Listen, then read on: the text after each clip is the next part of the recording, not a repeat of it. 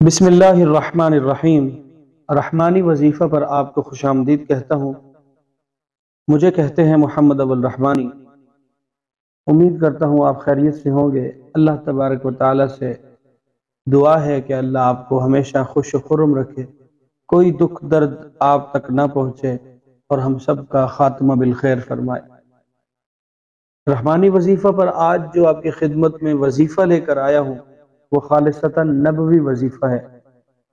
ایک صحابی رسول صلی اللہ علیہ وسلم بارگاہ رسول صلی اللہ علیہ وسلم میں حاضر ہوتے ہیں، اپنے فقر و فاقہ کی شکایت کرتے ہیں، تو دونوں جہانوں کے غمخوار ہمارے پیارے نبی حضرت جناب محمد الرسول اللہ صلی اللہ علیہ وسلم ان سے فرماتے ہیں، آپ کو ایک وظیفہ بتلاتا ہوں، اگر آپ اس پر عمل کریں، آپ تو کیا، آپ کے اڑوس پڑوس میں بھی اللہ تبارک و تعالی رحمت کی بارش کریں گے، رزق کی بارش کریں گے، وسعت کی بارش کریں گے۔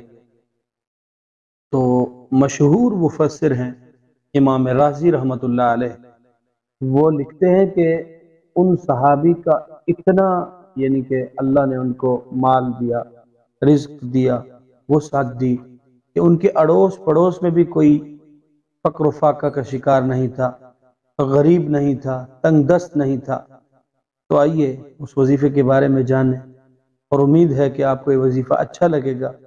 اگر وظیفہ اچھا لگے تو دوستوں تک شیئر کیجئے گا، اور اگر آپ کو لگے کہ اس طرح کے وظائف آپ کو ہمیشہ ملنے چاہیے تو آپ کو ایک تکلیف کرنی ہوگی، چینل کو سبسکرائب کرنا ہوگا۔ لال بٹن چینل کے نام کے نیچے ہے، آپ اس کو پریس کر دیں، اور اس کے ساتھ گھنٹی کا بٹن آئے گا، اس کو پریس کرنا لازمی آپ کو ہوگا، کیونکہ اس طرح کی ویڈیوز بر وقت آپ کو پہنچیں گی وہ گھنٹی کو پریس کرنے کے بعد۔ وظیفہ شروع کرتا ہوں۔ رسول اللہ صلی اللہ علیہ وسلم نے فرمایا کہ جب بھی تم گھر میں داخل ہو، گھر میں کوئی ہو یا نہ ہو، آپ السلام علیکم ورحمۃ اللہ بولیں اونچی آواز سے، یعنی کہ گھر میں کوئی ہے یا نہیں ہے، آپ کہیں سے آ رہے ہیں، آپ کو 100% یقین ہے کہ میرے گھر میں کوئی نہیں ہے، لیکن پھر بھی آپ نے السلام علیکم ورحمۃ اللہ کہنا ہے۔ دوسری بات اس وظیفے میں وہ یہ تلقین کی گئی ہے کہ جب بھی آپ گھر میں داخل ہوں، سلام کے بعد صرف 3 مرتبہ سورہ اخلاص پڑھیں، قل هو اللہ احد اللہ الصمد لم یلد ولم یولد ولم یکن لہ کفوا احد، صرف 3 بار۔ اب یہ چھوٹا سا عمل ہے، ہر انسان اگر اپنی زندگی میں اس کو جگہ دے دے تو یہ جو آج کل ہیوی مسئلہ چل رہا ہے، یہی رزق کی تنگی کا چل رہا ہے، معاش کی کمی کا چل رہا ہے، تو وہ دور ہو سکتا ہے۔ تو کیوں نہ ہم رسول اللہ صلی اللہ علیہ وسلم کے اس فرمان کو ان کے ہر امتی تک پہنچائیں۔